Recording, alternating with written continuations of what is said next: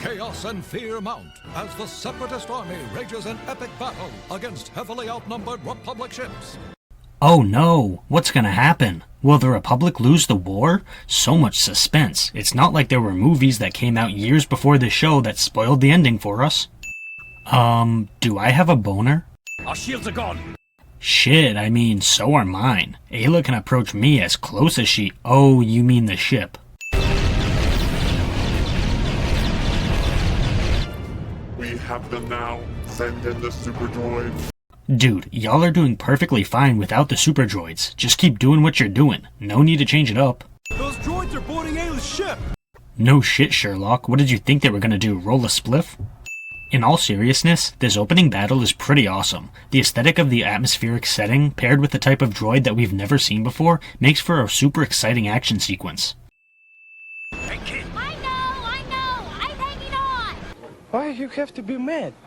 They survived this. This is taking too long. Destroy that cruiser. Who designed these robots to be impatient?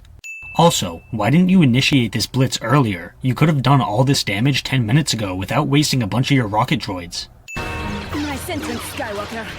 Shit, I'd like to make a nice entrance to Ayla myself. Wait, but why is the ship exploding? This is all very convenient for the plot, and they never explain it. Also, Anakin survives this. I'm gonna turn on the deflector shield! You go do that, buddy. Way to contribute. You'll never be able to dock with our ship in the middle of this battle. We have no choice, Admiral. General Skywalker's condition may be critical. We must get him on board the Resolute. So that means it'll be possible to dock the ship? How does that work? If it's not possible to dock in the middle of a battle, it still shouldn't be possible regardless of Anakin's injuries. Are all Jedi so reckless? Just the good ones. Arrogance. Aren't the Jedi supposed to be humble? Wait a minute, this is reminding me of something else. A religious organization that claims humility but is actually extremely arrogant? Well, I wrote this song for the Christian youth. I want to teach kids the Christian truth. If you want to reach those kids on the street, then you gotta do a rap to a hip-hop beat. So I gave my sermon an urban kick. My rhymes are fly, my beats are sick. My crew is big and it keeps getting bigger. That's 'cause Jesus Christ. Well, that's convenient. The pilot just so happened to get knocked into the hyperdrive, thus enabling the rest of the episode to take place? Come on, man. The hyperdrive's been activated! Shut it down! I can't! Not being able to shut down the hyperdrive. What's going on? We're going into hyperspace! Detach! Detach! They'll take us with them! Evasive maneuvers! Wait, but why can't they just shut down the hyperdrive? That's a very obvious solution to this problem, so why don't they just do that? In our haste to escape, the navicomputer's coordinates were inputted incorrectly. And, well, we're headed right for a star. But why is that a bad thing? Stars are super cool, and it's not like they're insanely hot balls of gas that'll kill you instantly or anything crazy like that. Rex thinking he's a handyman but screwing up will never not be funny. It's no use. The navigation computer's completely fried. And I'm sure that hitting the dashboard is going to help. Shut down all power circuits to reset the coordinates. That will cut off Anakin's life support. Don't worry, Ahsoka. Anakin still has to turn into Darth Vader because his teacher is standing on a hill, so you don't have to worry about him dying. I mean, seriously, is the episode really trying to make us feel tension right now?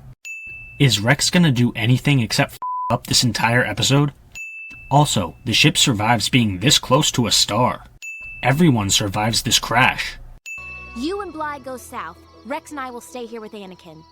And this is why we don't let children fight wars. What a dumbass plan. God damn, check out the size of that star.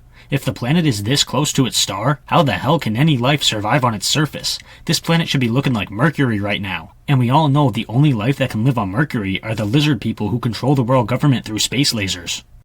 General Sakura, look. We're not the only ones here on this planet. He just happened to come across a tablet in the middle of the African savannah? Really? How convenient.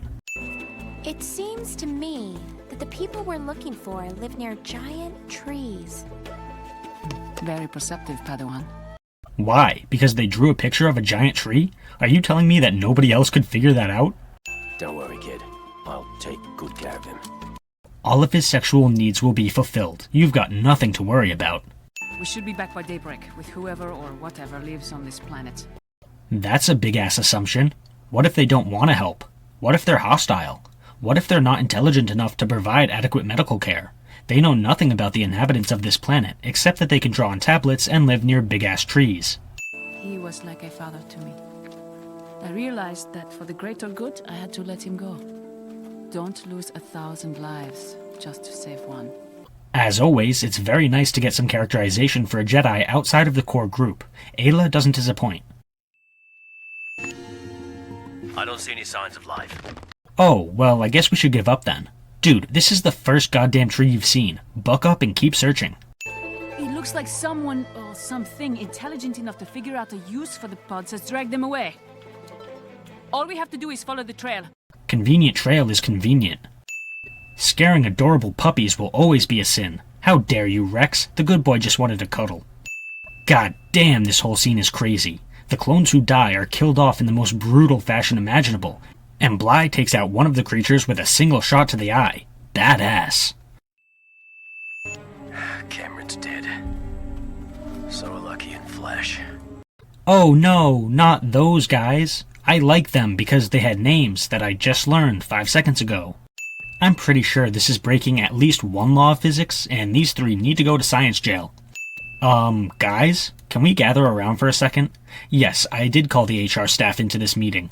Yeah, so you don't see a problem with this? You designed a planet to look like the African savanna, and then you designed the native species to look like monkeys?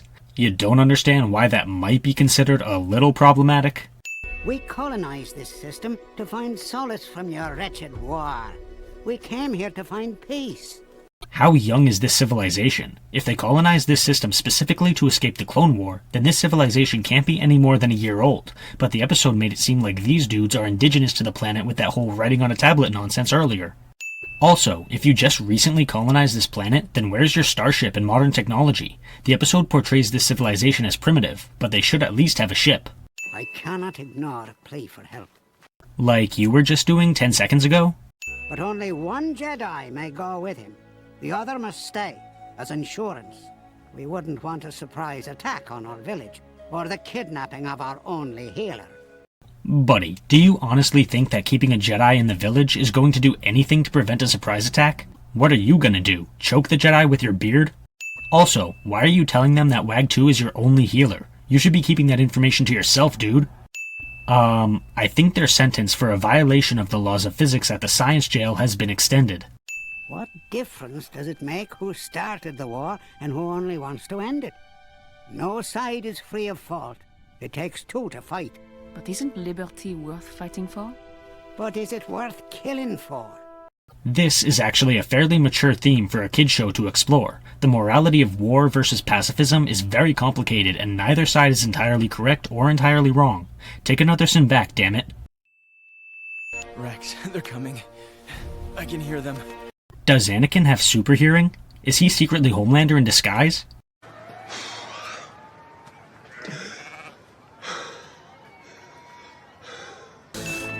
Good work, little guy. That's racist. He's a healer. He can make you well again. Don't you worry. I can fix you right up. Oh good, I was starting to worry that he wouldn't survive long enough to butcher all the children in the Jedi Temple. The oil from the pods will aid in the healing process. Even if it doesn't actually touch your body, apparently. Seriously, are we sure that WAG 2 is a healer and not really a tailor? If I'd stayed with Anakin, we probably wouldn't have found this village in time to save him. Yeah, but only because the screenwriters were too lazy to come up with anything better than a child being smarter than a bunch of adults.